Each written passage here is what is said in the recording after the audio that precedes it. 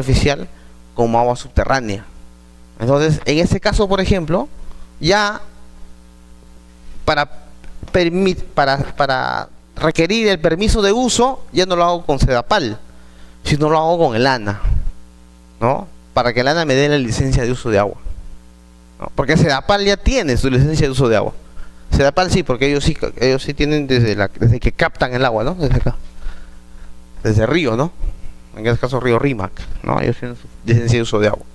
Pero en el caso de los predios que no cuentan con una red, tienen que tener su estudio de calidad, su estudio de fuente, y tienen que cumplir el lineamiento que nos manda el ANA para permiso de fuente, y después cumplir con el permiso de DIGESA para abastecimiento de agua, ¿no? DIGESA es la Dirección General de Salud Ambiental, que es la que debe de garantizar que el agua que vas a consumir es agua apta para consumo humano, de acuerdo al Decreto Supremo 031/2010 de salud, ¿no? En función a eso tienes que basarte para hacer tu estudio de calidad, ¿correcto? Entonces, en el caso de conexión domiciliaria, un conjunto de tuberías que se acoplan a la acometida de la red para el abastecimiento. Justamente aquí hay una imagen, ¿no? Acá tenemos la red. Principalmente en zonas como la nuestra, zona urbana, nosotros nos conectamos a las redes secundarias, ¿no? O sea, las redes secundarias son todas las redes que abastecen los predios y lotes, mientras que las redes primarias son las redes que abastecen justamente, o son las redes matrices de alimentación para todos los sistemas de sectores o zonas de presión, así lo llamamos nosotros, ¿no? O sea, para todo el sistema de zona de presión son las redes primarias, mientras que para el tema predial, el tema de lote, son las redes secundarias, ¿correcto? Por ejemplo, incluso cuando ustedes hacen diseño de abastecimiento de agua, por ejemplo, a veces cometemos el error nosotros cuando hacemos diseño de que, por ejemplo, ustedes seguramente han escuchado usar el WaterCat, ¿no? El WaterCat o WaterJames, por ejemplo, usando el ArcGIS.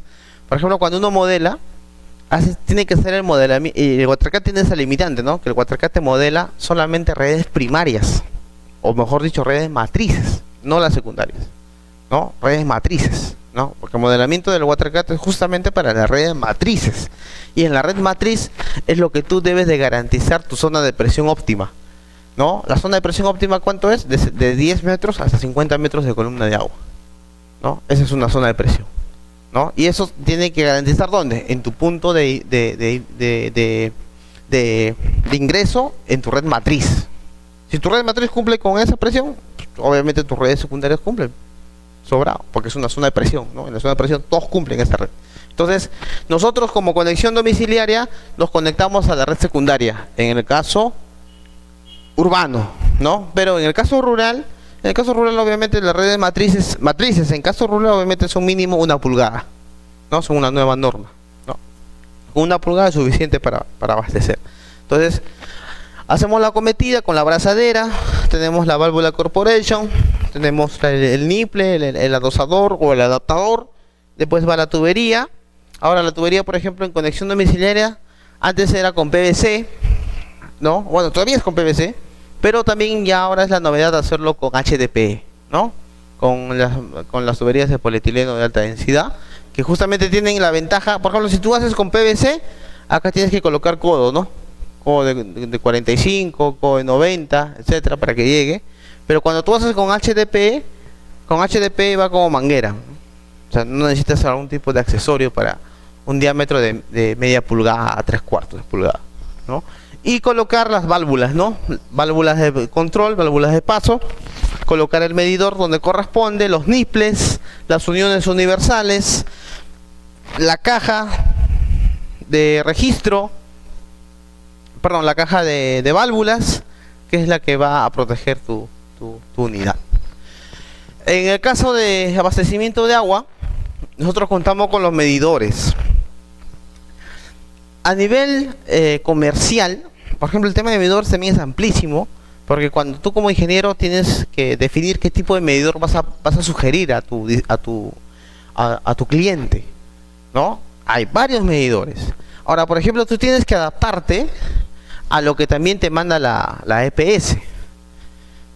En el mercado, por ejemplo, nosotros tenemos dos tipos de medidores: los velocímetros y los volumétricos, que son los dos tipos que existen. En los velocímetros hay varias variedades. Hay los de chorro múltiple, los de chorro único, ¿no? Existen los de submetering, ¿no? Este tipo de medidores, que son esos tres que les he dicho, ¿no? De chorro único, de chorro múltiple y de submetering, son tres tipos de medidores más comerciales, ¿correcto? ¿Cuál es la desventaja de usar cada uno de los medidores? El tema de presión, así como vamos a ver el tema de los aparatos sanitarios también, ¿no? Por ejemplo, los de chorro único, solamente son necesarios para viviendas unifamiliares, con presiones que no deben exceder de más o menos entre 10 a 20 metros de columna de agua, que eso es lo que recomienda, ¿no? ¿En qué caso, por ejemplo, uso los de chorro múltiple? Los de chorro múltiple yo lo puedo utilizar para residencias mayores a 3 pisos, ¿no? O sea, mejor dicho, para edificaciones mucho más altas, ¿correcto? Y los de submetering yo los puedo utilizar, por ejemplo, para zonas comerciales, por ejemplo, ¿no? Hoteles, restaurantes, mall, supermercados, ¿no? Ahora, ¿cuál es la desventaja? La diferencia entre uno de ellos, también el tema de operación de presión, ¿no? El tema de presiones.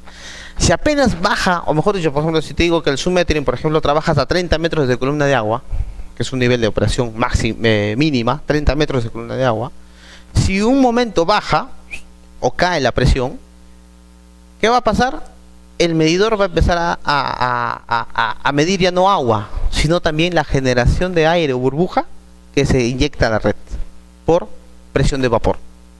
Esa es la desventaja, ¿no? Hay medidores de que te van a, por ejemplo, los velocímetros, esos tres que les he hablado son los velocímetros, que tienen la desventaja de que cuando cae, hay un exceso de caída de presión, hay una caída de presión en la red, te llegan a medir aire, ¿no? O sea, todo el tubo, nosotros sabemos que cuando proyectamos una tubería, en algún momento, se supone que el sistema es a presión, el tubo está lleno, ¿no? Pero en algún momento de la operación, por algún fenómeno físico, químico, que nosotros lo conocemos como el tema de cavitación. Por ejemplo, ¿qué es la cavitación? La cavitación es un fenómeno que te va a permitir formar cavidades, así por eso se llama cavitación. Cavidades, y esas cavidades que son espacios de aire, burbujas, ¿no? Por un tema de temperatura, por un tema de fricción que ocurre en las tuberías. Esa formación de burbujas, ¿no? Que se forman acá en un pequeño espacio de la red, ¿no? Acá se van a formar unas pequeñas burbujas, ¿no? Es justamente te malogran incluso las válvulas, ¿no? Por ejemplo, las válvulas reductoras de presión o válvulas con puerta son justamente las que, más las reductoras, son las que sufren por el tema de cavitación, ¿no? Por esa generación de burbujitas de aire que se genera en la red, ¿no? Entonces, cuando ocurre ese caso, por ejemplo, también los medidores, ¿no? En vez de medirte solamente agua, también te van a medir esa cantidad de burbujas que ingresa, ¿no? Y eso, por ejemplo, cuando no es un tema no cumple el tema de presión. Lo que son un poco más exactos, por ejemplo, este es un velocímetro, ¿no? Este de aquí es un velocímetro, este de acá, que está en la imagen, ¿no? Acá está el tema de rotación, ¿no? Por RPM, ¿no? Por revoluciones por minuto, ¿no? Y los que son un poquito más exactos, pero como son también más exactos, son más caros también, son los volumétricos. Los volumétricos más o menos, no sé si acá, bueno, ya, más o menos, es como ese de aquí, ¿no? Es una estructura que es un poco diferente al velocímetro, porque el medidor va en la parte hacia arriba, ¿no? La parte de la... O sea, un velocímetro, esto va al revés, ¿no? Así. Mientras que en un volumétrico, esto va al otro extremo. Entonces, ¿qué es lo que hace el que va a medir cuánta agua se está consumiendo en una edificación? Simplemente va, agarra, levanta la tapa y mira el nivel por volumen, ya no por velocidad, ¿no? Entonces ahí tiene, por ejemplo, acá, este también es un poquito más grande que el otro, que tiene como una especie de campana, una vulva, que va midiendo el volumen de consumo, ¿no? Entonces ahí, por ejemplo, es un poco más exacto, un poco más, ¿qué se puede decir? Que no tiene mucho error que el velocímetro, ¿no? Esto, por ejemplo, se usa para consumo de gran demanda, o sea, para zona industrial, comercios, restaurantes, hoteles, etcétera, ¿no? Para ese tipo de edificaciones se usa el medidor volumétrico. Inclusive en hospitales, ¿no? Es recomendado el medidor volumétrico para poder hacer ese tipo de instalación, ¿correcto? Igual, sale de la red secundaria, tiene su abrazadera, su corporation, la cometida, la conexión domiciliaria de PVC o de HDPE y el medidor, ¿no? Y eso va al predio, ¿no? Entre los dos, obviamente el volumétrico es un poco más exacto, no te mide mucho aire, no mide mucho aire, y también es muy caro, no es más caro que el otro, ¿no? que los velocímetros, ¿no? Obviamente los velocímetros funcionan también bien cuando tienen la presión de trabajo, ¿no? Porque si también no bajan de la presión por ejemplo, tú cuando compras un medidor, ahí te dice, ¿no? El vendedor te da su catálogo o te da su rango de operación, ¿no? Presión de tal mínima y presión máxima te dice. Entonces, si baja de esa presión, ya tu medidor no está midiendo agua, está midiendo agua más lo que entra, ¿no? Entonces, lo ideal para garantizar eso es justamente que la EPS garantice que la zona de presión se mantenga en ese rango, ¿no? Por eso es de 10 a 20, ¿no? El medidor más bajo es de 10 a 20, su medición, ¿no? Su rango de aplicación. Muy bien, y el otro, lo que les decía hace rato, era la factibilidad de servicio, ¿no? Bueno, en realidad eso depende de cada EPS, ¿no? Porque cada EPS es la que garantiza qué tipo qué requisitos son las que ellos solicitan para su factibilidad de servicio. ¿Qué cosa es la factibilidad de servicio? Es lo que cuando tú vas a hacer tu casa, tú vas a la EPS y le dices, ¿sabes qué? Voy a hacer mi casa acá y quiero saber cuánta agua llega y con qué presión, ¿no? O sea, con qué presión de agua está llegando a ese punto.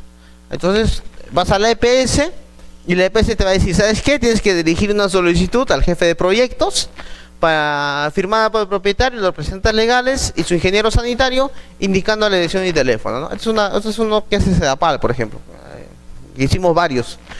Copia del título de propiedad del terreno con indicación del área de terreno a habilitar o ficha registral vigente del terreno o escritura pública. Ficha de inscripción de la junta directiva o representante legal vigente de registro de personas jurídicas. Bueno, en este caso cuando son asociaciones corporativas.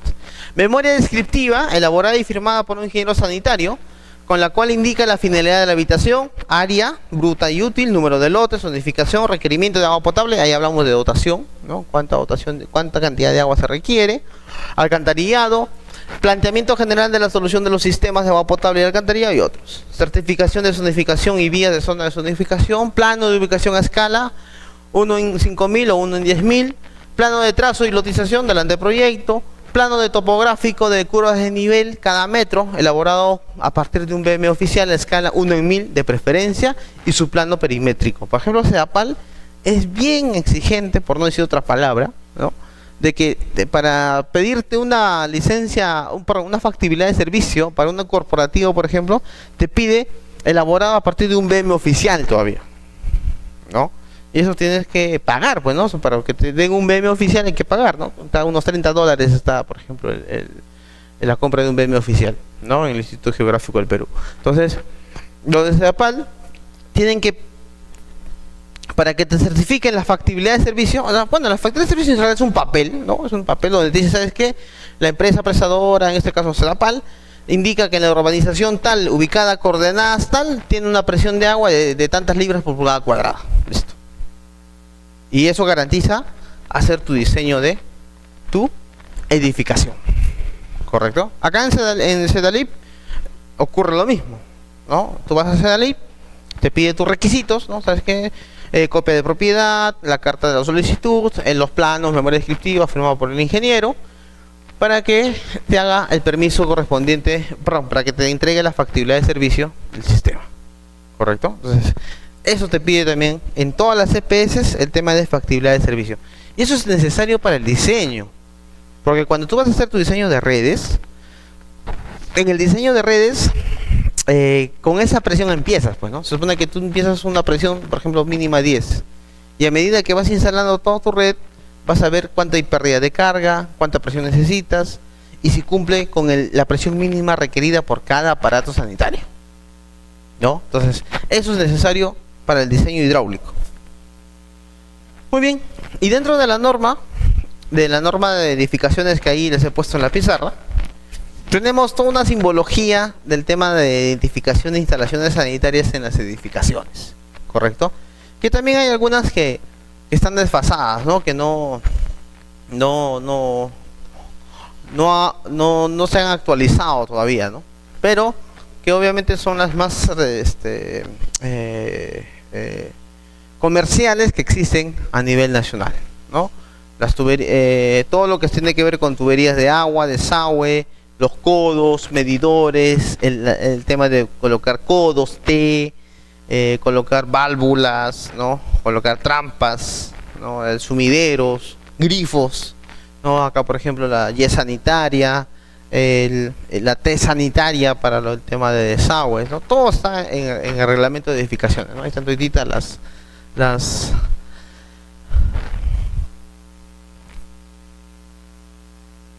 la simbología, ¿no? Muy bien, entonces nosotros antes de hacer cualquier tipo de proyecto inmobiliario o proyecto de predios, ¿no? Siempre nosotros nos basamos en el tema de reglamento, como le dije, ¿no? En el Reglamento Nacional de Edificaciones. En una urbanización, en una edificación, generalmente el que lidera el proyecto es un arquitecto, ¿no? Que es el que hace el diseño de la habilitación urbana o del predio o de la casa. Seguidamente está el estructural, ¿no? El ingeniero estructural, que es el que ve toda la parte del diseño de construcción. Y también está el tema del ingeniero eléctrico, ¿no? La especialidad de electricista, para que vea todo el tema de las instalaciones eléctricas. Y tenemos también, en ese caso, bueno, los que trabajamos en sanitaria, el tema de instalación sanitaria, ¿no? Para considerar todas las instalaciones de diseño. Ahora, nosotros también podemos, ¿no?, indicar al arquitecto, ¿no?, o exigir al diseño arquitectónico ciertas modificaciones si vemos algún tipo de desfase o defecto en el diseño de redes y en la ubicación de aparatos sanitarios también. Y para eso está la norma, ¿no? Porque en la norma ahí indica cuántos aparatos sanitarios se debe colocar por tanto uso, ¿no? O sea, tantas personas, por mujeres, ¿no? Por hoteles, ¿no? Por cada 3 varones un inodoro, dice, ¿no? O por cada 2 mujeres un urinario o un lavatorio. Entonces, en el reglamento ya estipula, ¿no? Un mínimo uso de aparatos sanitarios para tanta población de uso, ¿no? O para tal uso, o para tal habilitación urbana, o para tal edificación en uso. Entonces, tú como ingeniero también puedes hacer justamente la verificación de los aparatos mínimos. ¿En función a qué? Al tipo de vivienda. Pues no, si es una vivienda unifamiliar, si es multifamiliar, si es edificios o oficina o comercial, si es colegio, universidad, hotel, hospital, clínica, teatro, auditorio, estadio, restaurante, etcétera, ¿no? Cualquier tipo de edificación, ¿no? Y justamente, como hace rato les decía, de todas estas edificaciones, cada uno tiene su diseño particular, ¿no? Es un diseño también muy especializado para este tipo de edificaciones. Por ejemplo, si ustedes trabajan bastante en el tema de edificaciones, yo les invitaría, hay un diplomado que se dicta en el Colegio de Ingenieros allá en Lima, ¿no? Es un diplomado que dura como 6 meses, certificado por la Universidad de Ingeniería. Justamente es un diplomado de instalaciones sanitarias, ¿no? Donde son 4 módulos. El primer módulo es para viviendas unifamiliares, o sea, viene un experto solamente en viviendas unifamiliares. El otro viene para lo que es hospitales, netamente hospitales, ¿no? El que viene es justamente para el tema de estaciones especiales, y dentro de estaciones especiales creo que están los aeropuertos, trenes, ¿no? Que es una instalación importante. Y el otro, lo que es ya el tema de colegios, estadios y universidades, ¿no? Que es otro tema de instalación sanitaria, que es interesantísimo, porque ya cuando son edificaciones un poco más amplias, por ejemplo un campus universitario, ya no hablamos un tema de, por ejemplo, de una casa, ¿no? Colocar media pulgada o 3/4, ¿no? sino colocar inclusive hasta redes secundarias, ¿no? Red primaria y red secundaria en un campus universitario, ¿no? Y eso también es importante conocerlo porque eso nos va a ayudar a tener una buena instalación sanitaria en las edificaciones, ¿correcto? Y ni qué decir en las demás. Para el cálculo del sistema de agua fría, ¿no? Tengo que primero obtener, como le dije al inicio, la factibilidad de servicio, ¿no? Esa factibilidad de servicio me la va a dar pues la EPS encargada del proyecto, o perdón, del sistema de abastecimiento, ¿no? En este caso acá en Trujillo, SEDALIP. Tengo que primero, para abastecer de agua fría, o sea, agua potable, tengo que primero tener la dotación. Después de la dotación, calcular el volumen y dimensión de cisterna y tanque elevado, obviamente de acuerdo al sistema que he optado. Cálculo de equipos de bombeo para consumo doméstico. Cálculo de conexión domiciliaria, ¿no?, del medidor a la cisterna. Diseño de red de agua en baños, lavanderías, cocinas y otros. Cálculo del nivel de fondo del tanque elevado, es lo que les decía hace rato, ¿no? Cómo calculo ese nivel del tanque del fondo del tanque elevado. Y el diseño de redes y montantes para consumo humano, ¿no? Esos pasos yo tengo que hacer en secuencia para poder hacer todo el diseño hidráulico correspondiente para el sistema de agua fría, ¿correcto? Para el sistema de desagüe, ¿qué voy a hacer? Igualito voy a hacer el diseño de redes, ¿no?, en cada baño, ¿no?, el trazo de redes, el trazo de las montantes, también el trazo de los colectores, el cálculo de tuberías y montantes de ventilación y el cálculo de tubería final de desagüe de descarga al colector, ¿correcto? Donde yo voy a verificar si cumple o no con las condiciones que estipula el reglamento. También voy a tener que calcular el bombeo, ¿no? El bombeo de desagüe o de aguas de lluvia, cuando corresponda, ¿correcto? Hace rato les decía, en el caso de zona costa, obviamente hay bombeo de desagües, necesariamente porque los edificios son altos y tienen también sótanos, ¿no? Entonces, como va a haber sótanos, necesariamente tienes que bombear el agua, ¿no? Hay un bombeo de agua residual, pero obviamente son pozos pequeños, bueno, no son pozos tan grandes como cuando tú haces un diseño de un pozo, de una cámara de bombeo de aguas residuales para un área de drenaje, por ejemplo, en una zona, ¿no? Por ejemplo, acá para la zona del Milagro, por ejemplo, todo un área de drenaje, ¿no? Ahí, por ejemplo, es otro tipo de diseño. Pero para el caso de edificaciones son diseños de pozos y bombas más pequeñas. En el caso de de zonas donde llueve, también es necesario colocar bombas de drenaje cuando hay edificaciones que tienen sótanos. Y para el caso, por ejemplo, lo que hace rato les decía, en el caso de estadios, por ejemplo, ¿no? En zonas de drenaje, no necesariamente para lluvia, sino también en áreas donde hay drenaje, también se tiene que proyectar bastantes sistemas de bombeo para aguas de drenaje. Por ejemplo, el Monumental en Lima, por ejemplo, tiene unos 6 puntos de bombeo de agua de drenaje nada más, de riego del estadio, ¿no? Ni siquiera tiene de desagüe en una parte, ¿no? Solamente por la de drenaje tiene 6 bombas para que puedas botar agua de drenaje, que es la que se usa en el estadio. Tenemos que calcular la demanda máxima simultánea de desagües. También tenemos que calcular el desagüe de lluvia, ¿no? de acuerdo al área de techos y la intensidad de lluvias que se proyectan en esa zona. Dotación de desagües y el volumen de almacenamiento. Cálculo de equipos de bombeo, ¿no? Por ejemplo, para la capacidad de bombeo, para la máxima demanda simultánea es el 125%. Se tiene que calcular con la altura dinámica total, ¿no? La altura de cámara de bombeo, más la altura de sótano, más la pérdida de carga por accesorios y fricción de tuberías, y más la presión de salida. Siempre se recomienda, o siempre es la recomendación en cualquier diseño de sanitarias, de que la presión mínima en bombeo siempre sea mínimo 2 metros de columna de agua, ¿no? Una presión mínima de salida de 2 metros. La determinación de volumen de cámara de bombeo para desagües y lluvias, y bombeo a la red colectora del primer piso a caja de registro de concreto que se proyecte en la edificación, ¿correcto? Y eso lo vamos a ver ahora más adelante, ¿no? Si no, ya haremos algún esquema. Otra cosa importante también que hay que tener es el tema de selección de tuberías y accesorios, ¿ya?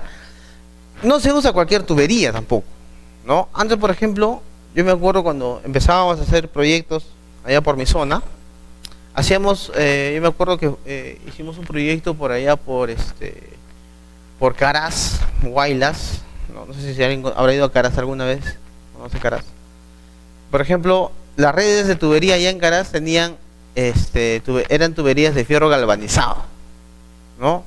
Y había tuberías de fierro fundido incluso también, que antes se usaban, ¿no? Ahora, por ejemplo, no se usan. Justamente, ¿por qué? Por un tema de características físico-químicas del agua, ¿no? Por ejemplo, las tuberías más usadas hoy en día son las tuberías de PVC, ¿no? Las tuberías de HDPE, las de polietileno de alta densidad, y las de hierro dúctil, ¿no? Justamente esa de hierro fundido pasó a un nivel mucho más, ¿no? O un nivel mejorado, que es las de hierro dúctil, que en principio se usan para redes primarias, ¿no? Y que son muy eficientes y son muy duraderas y muy resistentes cuando se fabrican de adecuada manera. Y también en el caso de sistemas contra incendio, por ejemplo, las tuberías de cédula 40, ¿no? Por ejemplo, las tuberías de cédula 40 para aguas contra incendios son precisas para ese tipo de sistemas, ¿no? De cédula 40. Por ejemplo, antes se usaba acero negro, ¿no? Pero por ejemplo las de acero negro, rápidamente si estaban mal soldadas, se colapsaban, ¿no? Ahora se usan, las más recomendadas son las de cédula 40, las que inclusive tienen que ser certificadas con las normas internacionales. Eso lo vamos a ver cuando hablamos contra incendio. Pero las tuberías necesariamente tienen que tener o soportar las características físico-químicas del agua, ¿correcto? El agua es un fluido muy variable, que apenas tú le cambias la temperatura, está propensa a cambiar el pH, y si cambia el pH, cambia la alcalinidad, cambia dureza, cambia todo. O sea, es un fluido muy susceptible al cambio del entorno, o sea, al cambio del ambiente, ¿no? Entonces, es importante elegir la tubería adecuada. Por ejemplo, para agua caliente, las tuberías de CPVC justamente se recomiendan porque tienen aislante, ¿no? O sea, es un aislante que permite mantener la calentura del agua, ¿no? Que eso obviamente obviamente no dura todo el tiempo, ¿no? En algún momento se vuelve a enfriar y se recircula, ¿no? Que eso también es el sistema de agua caliente. ¿Ya? Temperatura de operación para las tuberías, presión de trabajo existente o requerida. Eso también es importante porque todas las tuberías tampoco no se fabrican o mejor dicho, las tuberías que se colocan en interiores tienen que soportar una determinada presión, ¿no? Y tienen que ser una determinada calidad, ¿correcto? Por ejemplo, en el caso de tuberías, por ejemplo, de instalación sanitaria, las tuberías de agua y de desagüe son de un solo color, son grises, no sé si ustedes se han visto, ¿no? Por ejemplo, si yo comparo entre una tubería de agua y de desagüe, que son de color gris para interiores, ¿cuál sería la diferencia?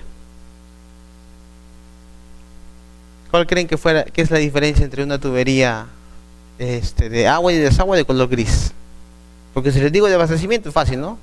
La de agua es ploma, gris, y la de desagüe es anaranjada, ¿no? En infraestructura. Pero en un sistema predial, ¿cuál es la diferencia entre un tubo de agua y un tubo de desagüe? El grosor, ¿no? El espesor, ¿no? O sea, cuando tú verificas fácil, ¿no? Cuando tú ves un tubo, lo primero que tienes que ver es el tema del grosor, ¿no?